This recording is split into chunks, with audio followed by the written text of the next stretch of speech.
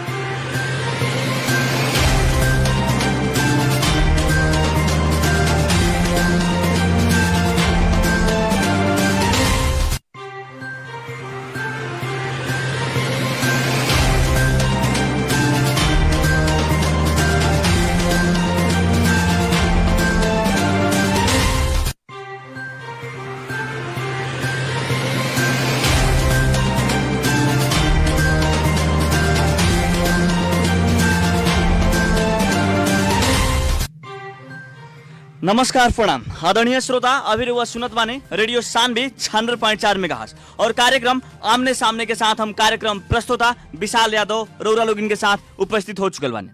साथ ही साथ tech support कर रहल बाने सानू जी।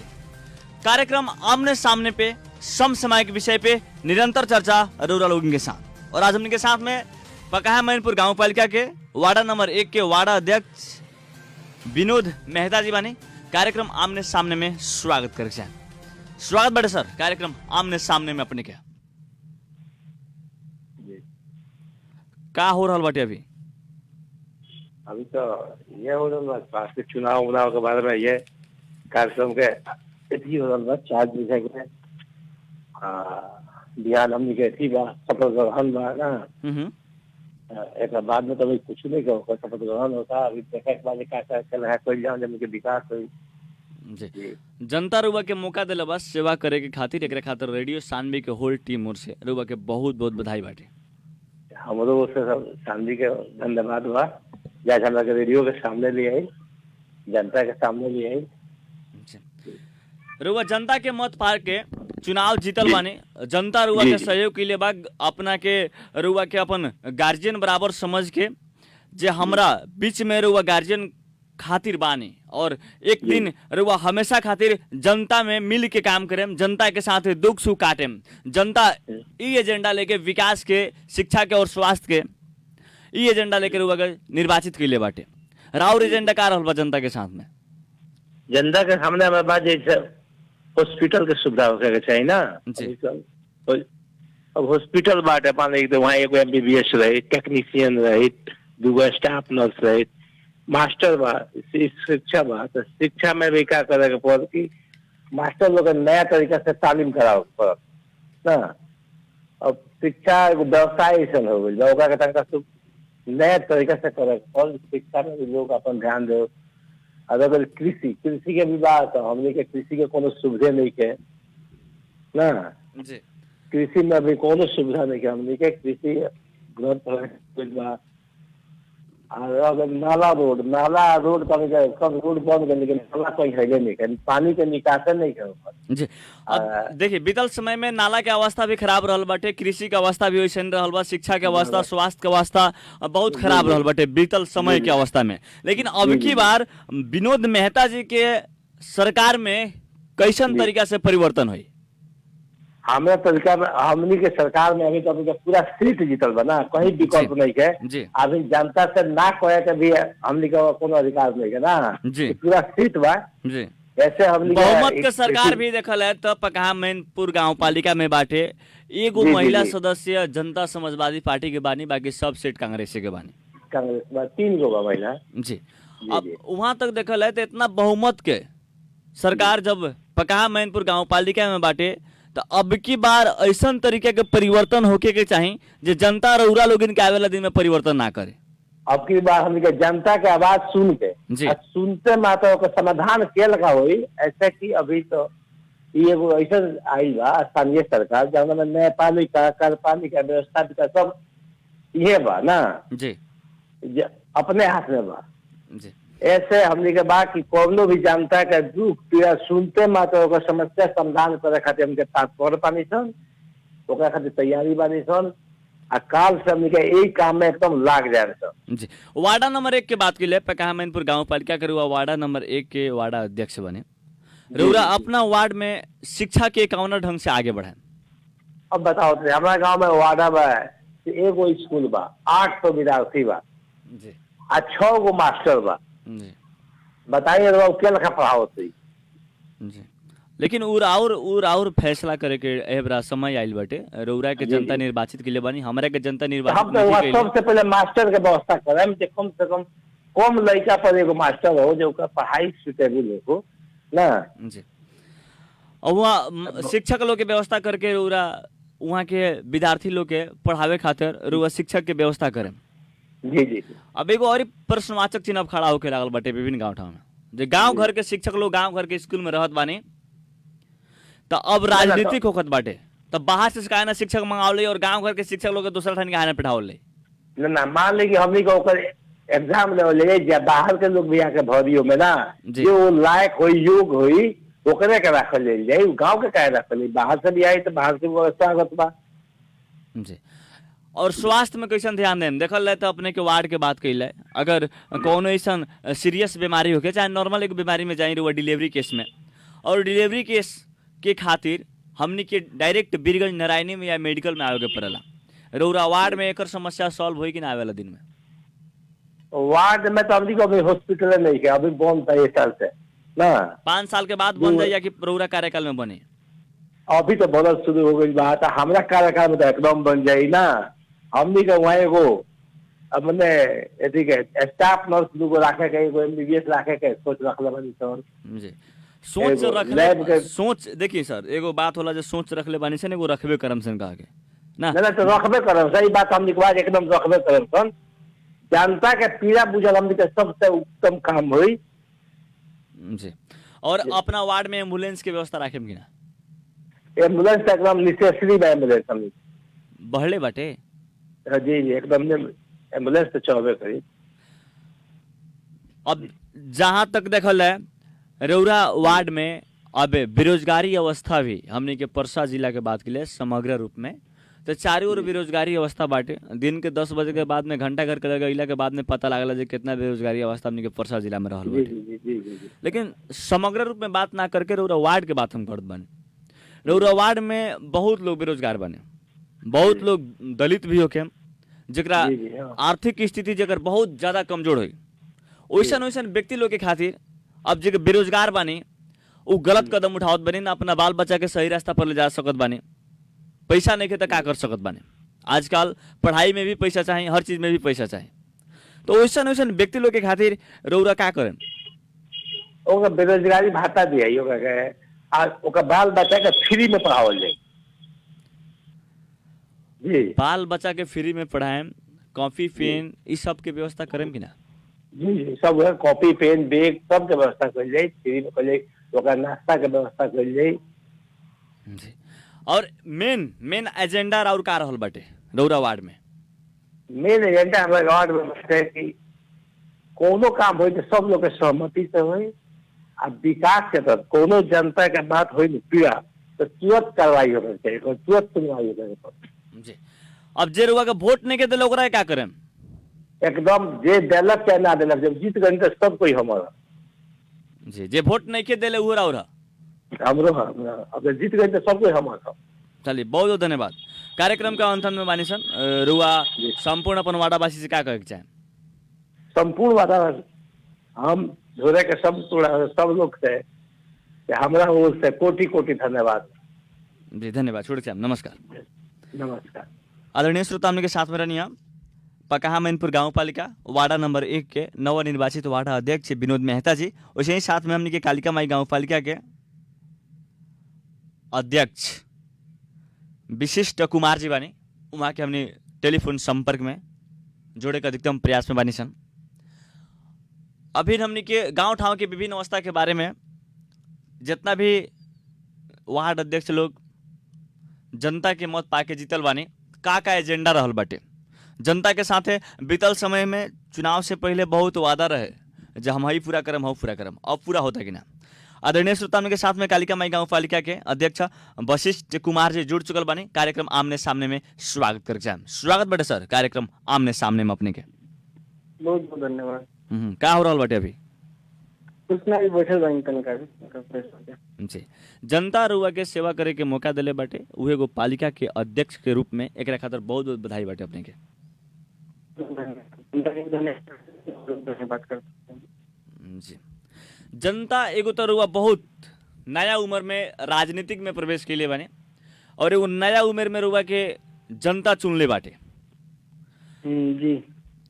के अपने जनता के खातिर, युवा लोग के खातिर का एजेंडा रखले बानी? हम युवा खातिर पूरा हम जन हम प्रॉब्लम यहाँ फेस कैले बानी, हम ये रहे वाला पालिका जे है यहाँ जन प्रॉब्लम फेस कैले बानी, देखले बानी, समझले बानी। ओकरा खातिर हम बहुत योजना बनैले बानी। सबसे पहले हमार योजना बा ई गांव विलेज ह, गांव घर ह, त सबसे पहले खेती खातिर हम एग्रीकल्चर खातिर कि यहाँ सबसे बड़का किसान के कथी प्रॉब्लम होला, फल ना मिले पाला दिया हुआ टाइम पर,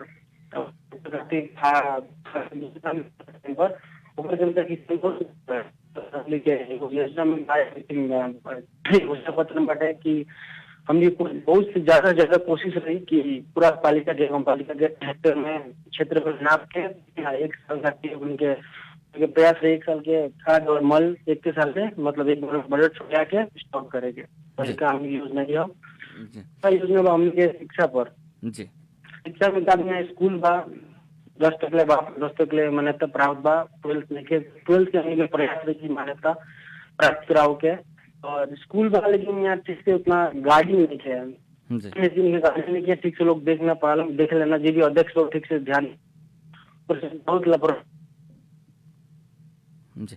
अपने के नेटवर्क थोड़ा डिस्टर्ब भइला के कारण अपने के आवाज क्लियर रूप से नहीं किया आवत, अपने से रिक्वेस्ट बा थोड़ा क्लियर जगह पर जाइले। हेलो हेलो हेलो, अपने क्लियर जगह पर जाए, अपने के नेटवर्क बहुत डिस्टर्ब रहल बाटे। रुआ हम बीतल समय में कहनी है जे रुआ तंगा नेटवर्क सही में आके बात कर। हेलो एक मिनट हेलो जी। हेलो हाँ जी, आवाज आता जी, लेकिन आवाज अपने को अब डबिंग कर लागल, पाका के घर में रुआ आगे नहीं, उससे बाहर है। हेलो हेलो हाँ हेलो, ठीक बा अपने के आवाज बोले। अब शिक्षा के जहाँ तक बात करनी है, रुआ तो एगो गाँव पालिका अध्यक्ष हो चुकल बानी। अब जहाँ तक रुआ शिक्षा का बात करें, शिक्षा में बढ़िया तरीका से सुधार करें सन, तो शिक्षा में कौना तरीका से सुधार करें लगन जे अपन पक्ष के शिक्षक लोग होई ओकरा के वही में रखे के 12 बजे पुगी, कोई 1 बजे पुगी, कोई पढ़ावे ना आई, तो अपना पक्ष के शिक्षक लोग के रुआ अपना पालिका से सरुआ ना करके वही में रह के एक विद्यार्थी के दुख दे हम लगना कि उस शिक्षक के अपना गांव ठाव के शिक्षक के। देखिए अब आम जनता के आवाज ये रहल बाटे, आम जनता अब का कहत बनी जे हमर गांव के शिक्षक लोग हमरा गांव के स्कूल में जन पढ़ाओ। अब आम जनता उठाओ तनी आवाज, हमारे गांव के शिक्षक लोग जे बानी हमारे गांव के स्कूल में जन पढ़ाई, रुआ दूसरा ठान जाके पढ़ाई। वो जन बात करते हुए हमारी योजना में शामिल है कि गांव के जन बानो अपने जन गांव के वार्ड नंबर 1 के शिक्षक बाटे नंबर 1 में पढ़ता तो वहाँ ना पढ़ाई, उस स्कूल में ना पढ़ाई जी जी, वार्ड नंबर चेंज करके और बहाली दूसरे स्कूल में, लेकिन पालिका भर में टीचर अदला बदली हुई जी जी करके ट्राई नया से नया मॉडर्न टेक्नोलॉजी ले आवल जाएंगे, प्रोजेक्टर भइली सब स्कूल में जन बच्चा सन के पढ़े में सुविधा हो गया जी। साथ साथ स्वास्थ्य में कैसन ध्यान दे? स्वास्थ्य में बाकी यहाँ अस्पताल बाटे, अस्पताल बा लेकिन बढ़िया डॉक्टर नहीं के, दवाई के सुविधा नहीं के, कोनो कुछ चीज उपलब्ध नहीं के, फुल सही तरह से पर्याप्त नहीं के। यहाँ तो योजना बनैले बानी सर एगो बढ़िया से बढ़िया डॉक्टर रखे के और एगो आईसी लेवल के यहाँ एथी रखे के, नर्स रखे के, हमने एक प्रयास बाटे। जहाँ तक हमने पूरा करेम सन अगर खातिर और पूर्ण रूप से दवाई उपलब्ध यहाँ कराएम सन। हमने यो प्रयास है कि एगो ब्लड टेस्ट के लैब यहाँ को खोलल जाए। स्वास्थ्य में ही बाटे हमने के ध्यान युवा खातिर भी बाटे, युवा के डिमांड एम्प्लॉयमेंट बहुत कम है, एम्प्लॉयमेंट रेट रोजगार रेट बहुत कम है यहाँ, तो रोजगार बढ़ाव के कोशिश कर जाये। जो बेरोजगार बा रोजगार यहाँ दे के पूरा प्रयास कर जाये कि लोग बाहर ना जाओ, यहाँ जो काम धंधा के यहाँ करे के। और युवा के भी डिमांड बा स्पोर्ट्स फील्ड में, यहाँ बहुत जगह 5 गो वार्ड है, 5 वार्ड में हर एक जगह स्पोर्ट्स फील्ड नहीं है। कोनो वार्ड में उपलब्ध बाटे, लेकिन खेले के सामान उपलब्ध नहीं है। सामग्री उपलब्ध करावल जाए स्पोर्ट्स खातिर। नेट बनाओ के युवा के बहुत डिमांड बा। जहाँ जहाँ फील्ड उपलब्ध है वहाँ खातिर नेट बनाओ के हम लोग की डिमांड आयल बा।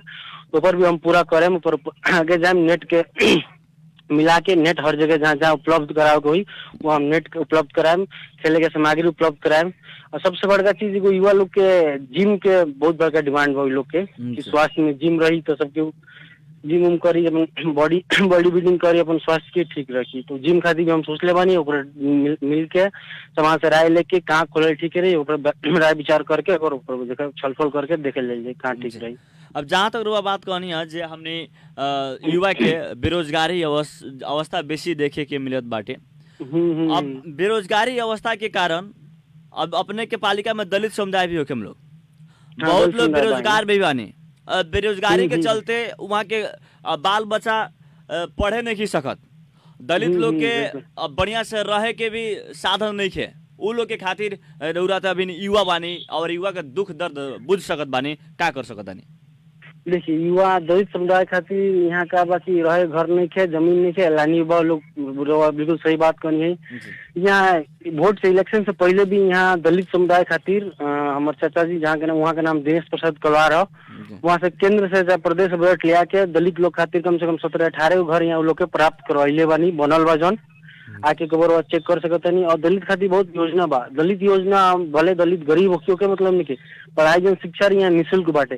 तो प्रयास के लिए सब दलित के घर वाले से फैमिली वाले लोग से बात करके कहल जाए कि कहूँ कमाए के ना भेजे के लड़का बारे से हाथ में भविष्य बाटे, लेकिन स्कूल में पढ़ाई खातिर भेजल जाए। लेकिन हर तरीका से बीतल समय के जौन पालिका के परिवर्तन ना भई रहे, अब की बार एगो अलग तरीका से परिवर्तन हुई जे जनता फिर से दोबारा भी रुआ के मौका दी। हाँ, हम ये चाहते नहीं हमरा जनता हमरा चुनले बा, पूरा पालिका भर के लोग समाज पूरा चुनले बा, हम जनता के सेवा करी। और इससे पहले रुआ देख ले हम ये तो रुआ लगई के बानी तो आओ जातो के तो पालिका में देख ले हम का विकास बा, अभिन का विकास बा, 1 साल बाद का हुई का विकास रही और वो आके हम देख सकत नहीं, पूछ सकत नहीं। जी जे रुआ के वोट नहीं के देले ओकरा के का करम रुआ? देखी अब वोट नहीं देले हमरा मतलब नहीं, अगर हम जीत गई नहीं हमारे समाज में हमके चुन के हमरा आगे लिया दिलक, हमरा कहीं मौका दिला तो सब समाज पूरा गांव पालिका हमारा। अब पूरा गांव पालिका के जिम्मेवारी है, चुन चान के नहीं करे के। बहुत जगह तो ये भी सुने के मिलता है फलना हमरा का वोट नहीं की दिला तो पूरी पालिका में से निकाले के व्यवस्था कइल जा। ना ऐसा कोनो बात नहीं है, पालिका से का निकाल जाए घर यहाँ बा तो ओकरा के निकाल जाए, का है ओकनी के अधिकार बाटे, के कौन रूप से निकाल देम, कौन आरोप लगा के। अब बहुत जगह ये भी बात सुने के मिलत बटे, आम युवा लोग कहल जाए या गार्जियन लोग कहल जाए पीड़ित बानी बात सुन के, बहुत पालिका अध्यक्ष लोग जीतल बानी तो ये बात कहत बानी।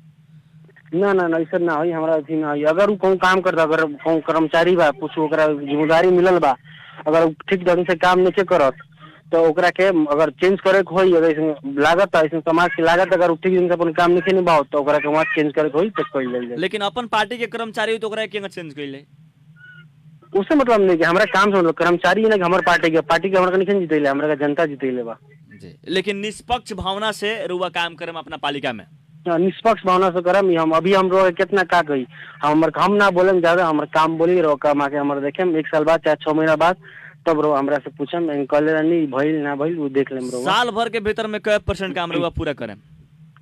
साल भर के भीतर में हमने के जो योजना बाटे वो ज्यादा हमने के शिक्षा पे बाटे, स्वास्थ्य पे बाटे और रोड पे और खाद उद्योग के। तो कम से हम 15 से 20% अपन डेवलपमेंट के पूरा प्रयास करें। कैसे 5 साल टाइम बाटे तो 20% करके 100% हम कर के बाटे। 20-25 यानी कि 100% 5 साल में कर ले हैं। हाँ हम करें, जितना हमरा से संभव हो, जितना पालिका से संभव हो हम पूरा करें। चलिए बढ़िया बात बाटे। और साथे साथे कृषि पर भी उतने देखल है तो परसा जिला के हमने के जितना भी जनता बानी कृषि पर बहुत ज्यादा आधारित बानी और समय पर कब कब खादे ना मिलेला, बहुत ऐसा अभाव होला, कब पानी के अभाव होला ना। वे प्रॉब्लम हम देख के तो कर नहीं रहे। जो खेती ज्यादा गाँव यहाँ खेती से लोग जियेला, सब कुछ खेती पर आधार भैया। तो वही खातिर यहाँ खाद प्राप्त ना होला, लोग बाहर से किनेला, ब्लैक में किनेला, डबल दाम ट्रिपल दाम दे किनेला, तो लोग के जो बचत होके जैसे ना होके पाओला, बहुत घाटा में किसान हरदम परेशाने रहेला। तो खातिर हमने के योजना में रख के ऊपर काम करे के हमने के विचार बा और समाज से राय लेते ऊपर काम करिए हमने के जी। दोबारा जनता लगभग 5 साल के भीतर में अगर 100% काम कर बानी दोबारा जनता रुआ के मौका दी रुआ। देखिए पर्सा जिला के ऊपर की बहुत ऐसा अवस्था, देखिए पर्सा जिला में रुआ उठा के देखिए एगो दूगो पालिका में पालिका के अध्यक्ष लोग रिपीट भइल बानी, बाकी सब कोई के अब की बार नया सरकार हर पालिका में देखिए पर्सा जिला के लिस्ट उठा के।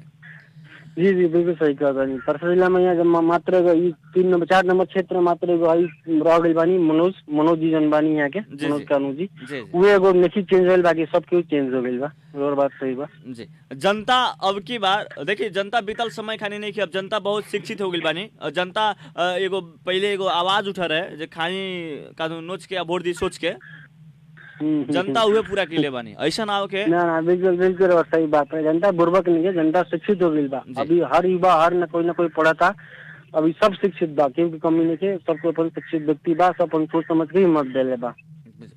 चलिए बहुत बहुत धन्यवाद वशिष्ठ कुमार सर वह समय देने के खातिर। और कार्यक्रम का अंत में संपूर्ण राउर कालिका माई गाँव पालिका के जनता सुन रहा बानी, संपूर्ण जनता के का कहे चाहे? संपूर्ण जनता के कहे के चाहें कि पूरा गांव पालिका के समाज के जनता के हम बहुत बहुत धन्यवाद करे के चाहें कि हमरा के अपन मत देके हमरा के सोच के हमारा विश्वास करके हमरा के इस जगह पे ले बा। हम लोग के विश्वास और आस कबो ना तोड़े। चलिए बहुत बहुत धन्यवाद रुआ समय देने के खातिर। छूटे के चाहें नमस्कार। बहुत बहुत धन्यवाद रुआ के अपन कीमती समय देके हमरा के इतना धन्यवाद जी। आदरणीय श्रोता, आज हमने के साथ में रहनी पकहा मैनपुर गाँव पालिका के नवनिर्वाचित वार्ड अध्यक्ष नेपाली कांग्रेस हुआ करनी विनोद मेहता जी, वही कालिका माई गाँव पालिका के अध्यक्ष वशिष्ठ कुमार जी रनिया वहाँ जसपा पार्टी से बाने। आदरणीय श्रोता, समय बहुत कम रहा और बहुत कम समय में रुआ लोगों के साथ में प्रस्तुति जनाव के रहा कार्यक्रम रुआ लोग सुन के साथ देने के खातिर बहुत बहुत धन्यवाद देते। साथ में टेक सपोर्ट करके साथ देनी सानू जी उमा के भी बहुत बहुत धन्यवाद देते। कार्यक्रम आमने सामने से हम कार्यक्रम प्रस्तुता विशाल यादव छूटे के चाहें सुनत रहे रेडियो शानबे 96.4 मेगाहर्ट्ज। नमस्कार, प्रणाम।